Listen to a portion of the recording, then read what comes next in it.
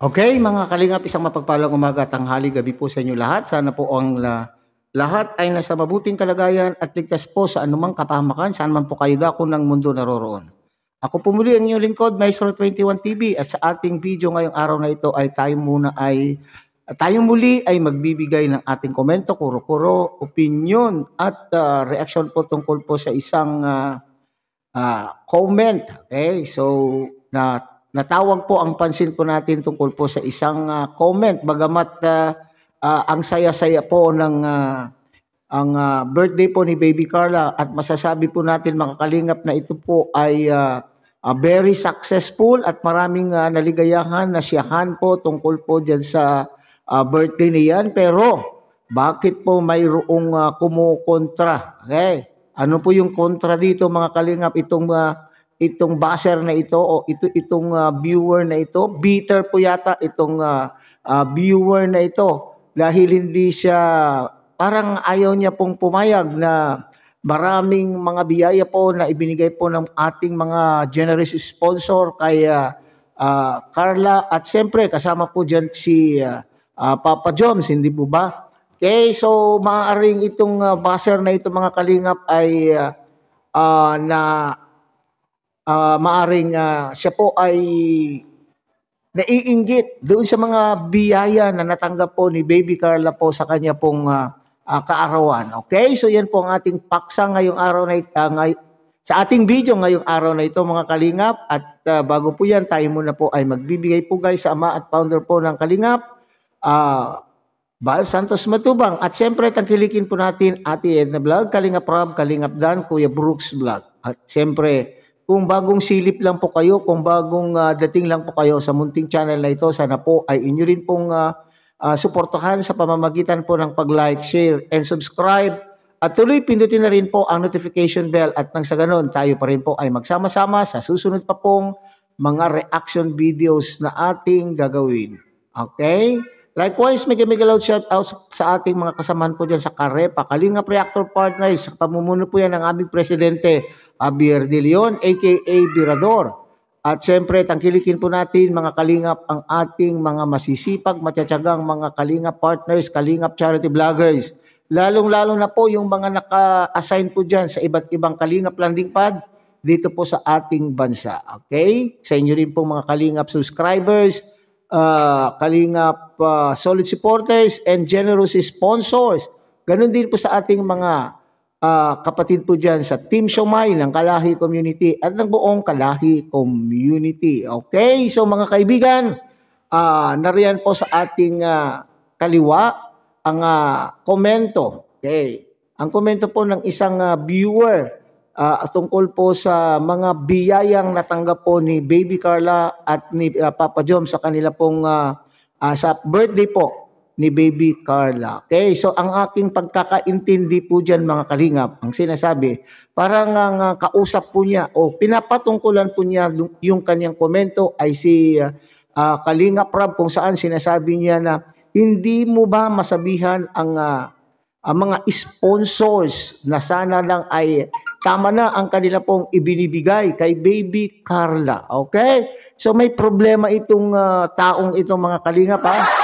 Okay, malaki po ang problema po niya. Kasi uutusan pa po si Kalingap Rob na sabihan po ang mga sponsor na tama na po ang kanila pong ibinibigay kay Baby Carla, sapagkat ano daw po yan, sinasabi po niya dyan ay marami naman na daw po, kumbaga ay kumikita na, marami na daw po siyang pera. At hindi lamang daw po ang si Baby Carla ang nangangailangan dyan po sa Camarines Norte. Bakit parati na lamang daw po ang pinagbibigyan ay Baby Carla o kaya ay si YP Beyonce? So, kumbaga ay sinasabi po niya dito mga kalingap ay nagko-concentrate po ang mga sponsor dito po sa mga sikat na love team. Okay? Kundi si Baby Carla daw ay itong si Baby Beyonce. Okay. Una sa lahat ay ako po ay nararamdaman ko kung ano po yung ibig sabihin ng ating ating commentator. Okay, itong nagbigay po ng komento. Sinasabi po niya, marami pa daw po dapat. Marami pa daw dapat na tulungan. Na hindi lamang po itong si Baby Carla. Okay, una, oo, nandun na po tayo. Alam na alam ko, naramdaman ko kasi nga po ay kami po ay umiikot. Ako na reactor o mga ibang reactor na kasamahan po natin ay iniikot din po namin ang mga kasamahan po natin na Kalingap partners, itong mga Kalingap charity vloggers po ng Kalingap. Nakikita po natin na talaga pong walang masyadong mga sponsors sa mga nai-scout po nila. Kaya nararamdaman ko po kung ano yung ibig sabihin po ng nag-comment na ito mga Kalingap. Subalit, subalit po tayo hindi natin po hawak ang utak po. Okay? Hindi natin hawak ang utak po ng mga sponsor. Nasa sponsor po na yan kung saan o kanino po nila ilalaan o ibibigay ang kanila pong pinaghirapan. Okay, bagamat alam na alam naman natin itong mga sponsors na alam ng mga sponsors na ito kung sila man po ay talagang Kalingap supporter, marami silang napapanood na mga charity vloggers, mga itinatampok na mga charity vloggers po natin na kanila pong nai-scout na talagang nangangailangan ng tulong. Nasa sa kanila po yan kung magkukusa po silang ibigay ang kanila pong pinaghirapan sa mga nai-scout po ng ating mga charity vloggers. Pero dito naman po na sinasabi na total ay kumikita naman na si Baby Carla, bakit hindi na dapat ay sa iba na naman po. Sa iba na lang po yung tutulungan. Okay? Oo, nandun po tayo, pero sabi ko nga po, hindi natin hawak ang mga utak, ang mga puso. Okay, maaring magpasalamat tayo at maski pa paano ay nagbibigay po sila, hindi po ba? At yung maaring yung binibigay po nila kay Baby Carla ay di ba nakita po naman natin mga Kalingap na itong si Baby Carla ay nagcha-charity na rin po. Maaring kung may sobra po doon sa ibinibigay po ng ating mga sponsor ay maaari rin ipantulong din po ito ni Baby Carla sa mga kababayan po niya, mga kapitbahay po niya na nangangailangan po ng tulong. So in that way, hindi nasayang. Okay? Hindi nasayang po yung bigay po ng sponsor. At ito po ay sinyales. Okay? Para sa akin, ito ay sinyales na talaga pong maraming nagmamahal po kay Baby Carla at sa mga iba pang mga Kalingap angels po natin na maraming mga sponsor. Okay?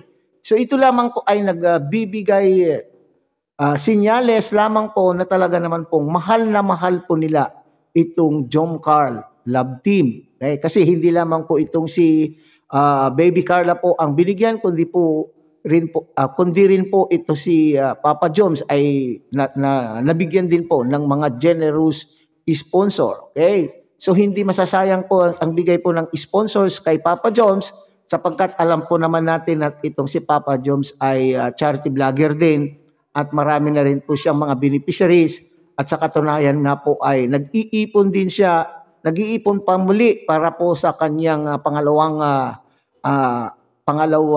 pabahay.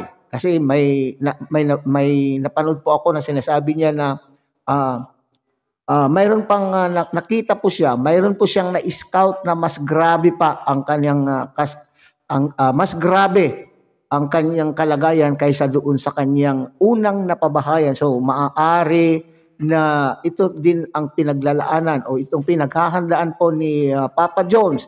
So wag na po tayong maging bitter mga viewers, mga viewers na iba, hindi naman po lahat po ng viewers, particularly itong nagkomento na ito, hindi po natin hawak. Ilagay mo sa kukote mo, ilagay mo sa utak mo at unawain mong maigi na hindi po natin hawak ang isipan ng mga sponsor, kung kanino po nila ibibigay ang kanila pong pinaghirapan o kanino nila ibibigay ang tulong na gusto po nilang ibigay. Okay?